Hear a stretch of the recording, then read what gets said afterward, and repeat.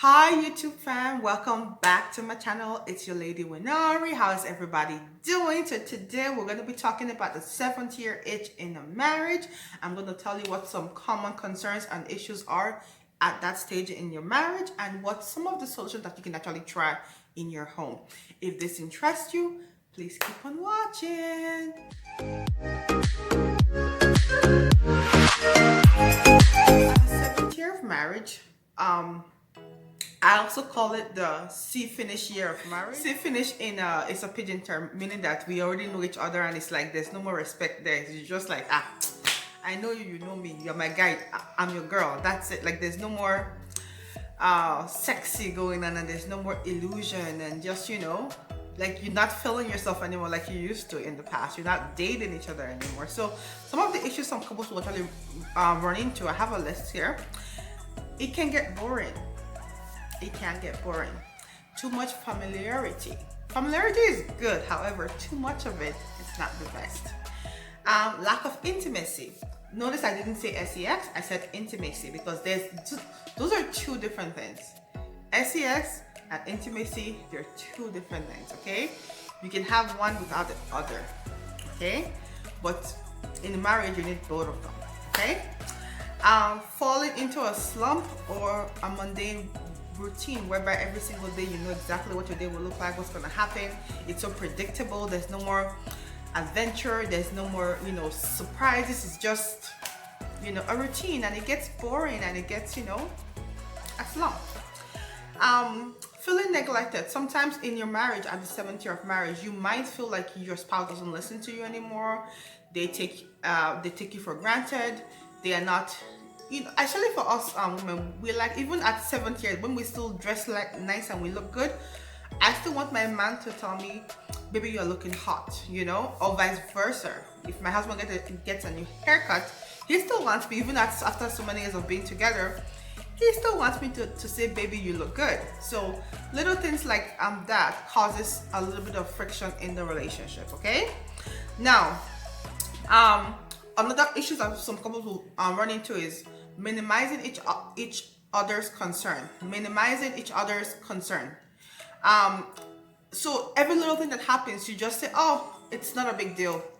You just ignore it. You sweep it under the rug. You don't validate your spouse's concern. You don't make them feel appreciated. You don't make them feel heard or listened to.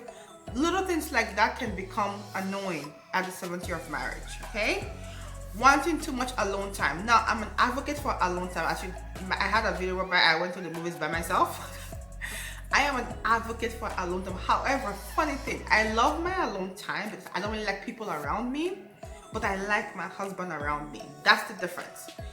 If I had, here in Canada, we have my kids go to school and daycare. So I don't have someone that lives with me that can watch my kids. So if I needed to go out on a Saturday night, I don't like relying on my friends to come and watch my kids. So if I don't have family that can watch my kids, I either take them or I don't go. That's the reality. I don't really have people watching my children. It's just something I don't like doing. It has to be an emergency for me to actually have my friend come and watch my child for me. Because you don't want to misuse your friends. So I don't let anyone watch my kids that are not being paid to do so, right?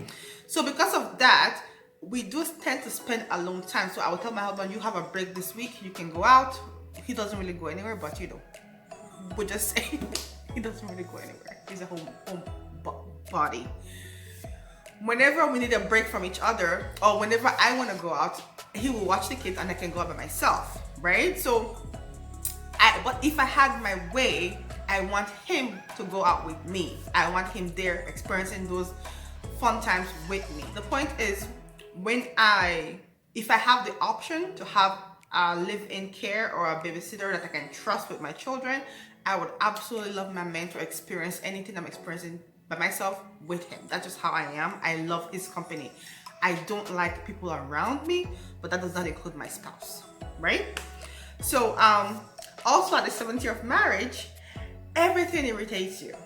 Everything, like literally the way the person sleeps, the way they smell, the way they look, the way they dress. Like when you're getting to this 7th year, these are little issues that can actually be a big deal if it's not handled properly. Like everything kind of pisses you off and you're just like, oh, not today, I cannot deal, I'm just done.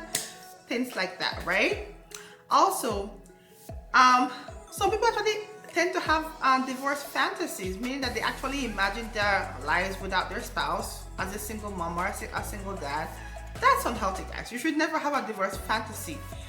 I won't lie, I have had not a divorce fantasy, but you know how, you know, when you talk about life insurance and stuff like that, like you talk about the future and in case for God forbid one person passes away, how would your life look like? How would you manage the kids? I actually do think about that, not because I wish that on anybody, God forbid, that would never happen. In Jesus' name I pray, amen. But whenever you have a conversation about life insurance, what is life insurance? It's basically I'm trying to set up my children for a better future for whenever I'm not here or whenever he's not here anymore. That's basically life insurance. I want to leave my family in a better financial situation, right? So when you have this kind of discussion, unfortunately, you are forced to think about not being with your spouse forever and ever and ever. And you're forced to think about, okay, what will my life look like with my husband? Financially, we have a plan whereby if God forbid one person was to lose their job or whatever, one income can care for the family. So we've always lived way below our means. That's how we're able to live, you know, comfortable. But we live very, very comfortable, don't get me wrong. However, we live way below our means. We can afford more, we just choose not to get more because we believe in saving, investing for a rainy day, for when something bad happens, for emergencies. Like we believe in all of that. So we've always lived our lives that whenever we have careers or have jobs or whatever, one person at any given time, one person's income can sustain the family for years. Now, that doesn't mean that it's not going to be tighter. It's going to be tighter. It's not going to be the same luxury that we currently have. It's not going to be the same. Let's say I love to eat out twice a month or so. If we only had one income, that will be eliminated, right? So little things like that will be affected, but for the most part, the core bills, the mortgage, the insurance will definitely be covered that we need. Food, that would definitely be covered. And of course, if one person doesn't have a job anymore, guess what? The kids doesn't have to go to daycare anymore, because then that daycare fee, if I tell you how much I pay in daycare, guys, I'm gonna shoot a whole video about how much daycare costs in this country, how much I've been paying for a year for the past, I want to say 3 years now. It's a lot of money to put my children in daycare. It's expensive, okay guys? Like, it's ridiculously expensive, okay? So if one person doesn't have a job anymore, obviously we will not pay that daycare bill because that person will take care of the children at home. And of course, so we can still maintain what we currently have. That's one of the rules of thumb of our relationship that we've always practiced, so that works for us. And lastly, spouse no longer your confidant. Guys, couples run into this rut all the time. Even if you don't like your spouse's advice, never let someone else be your confidant that's not your spouse, because especially if it's the opposite sex. Just say, your spouse should be your go-to when you're having conversations. Your spouse should be your go-to at all times, not a third party. If it's not a counselor, it's not like, let's say, a person that you truly trust, that the two of you know and trust. Your spouse should be the person that you go to when you are in trouble, when you are in need, when you need advice, when you need encouragement. It should be your spouse and only your spouse, nobody else, okay? That causes issues in a relationship. So what are some of the solutions? I will not just talk about problems. I will also talk about what you can do to solve these issues, okay? And I did my research, guys. I actually did some research on this, okay? So solutions. Change the way you think about love. What does that mean? So, when you first get married, you are in love, okay? The love is shocking you. The love is hot, hot, hot, hot, hot. You are hot for each other. You see him, you see her, you just, and you know, emotions take over. Unfortunately, at the 7th year of marriage, it's not like that. That's the reality. It's just not like that anymore. So you have to understand the phase that you're in and what love looks like right now.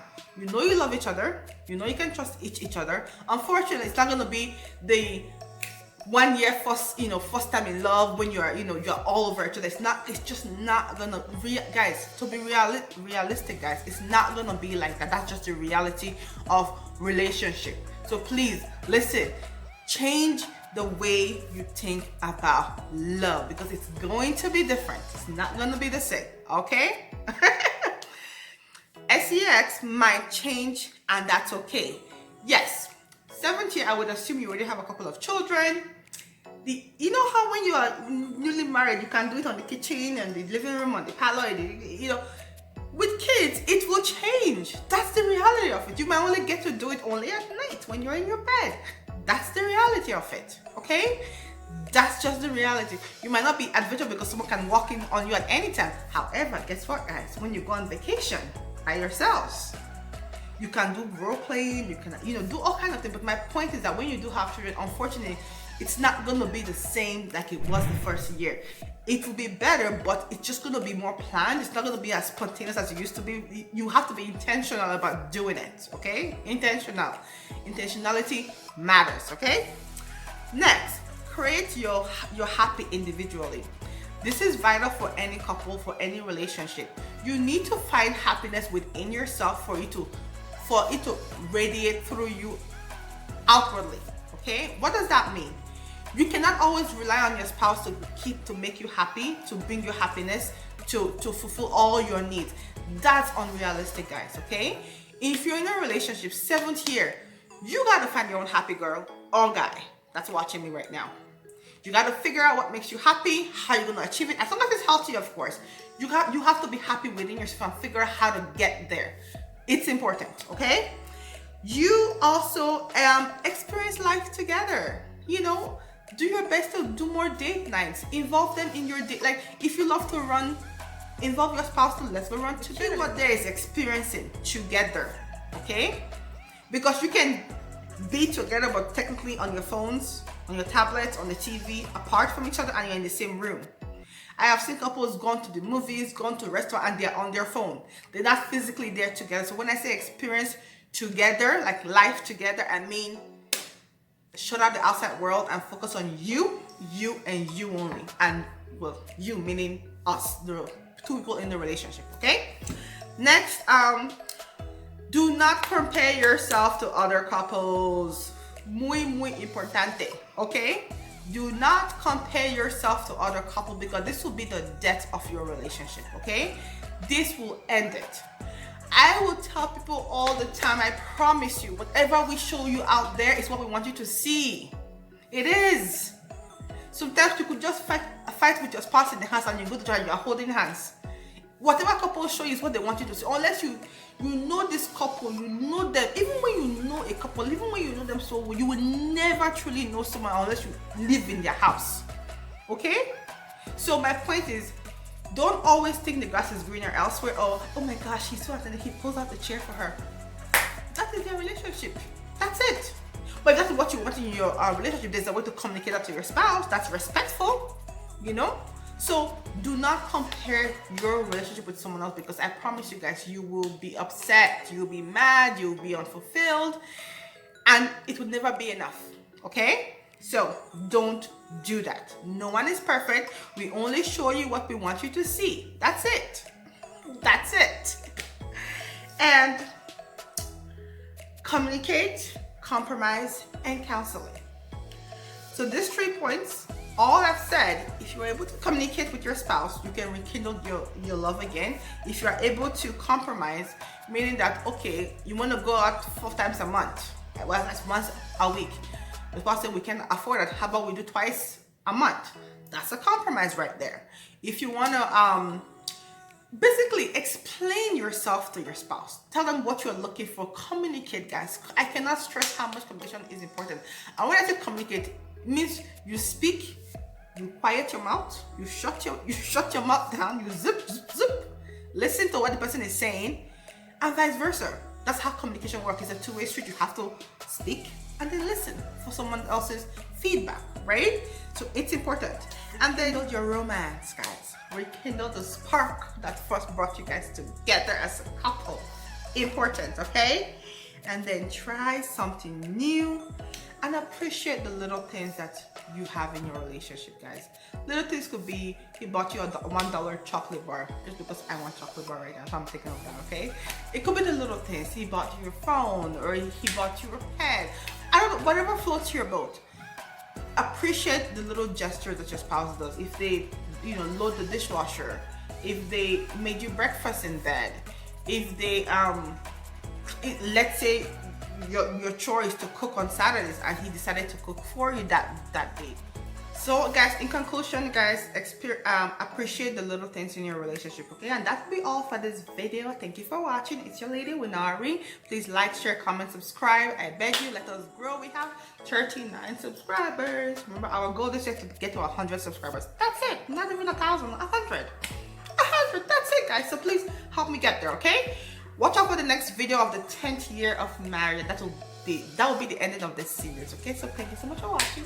Winari here. Have an amazing day. Bye. You like my hat from Ardene's? I have a clothing haul that showcases this hat, guys. So please go watch that. Okay. Yeah.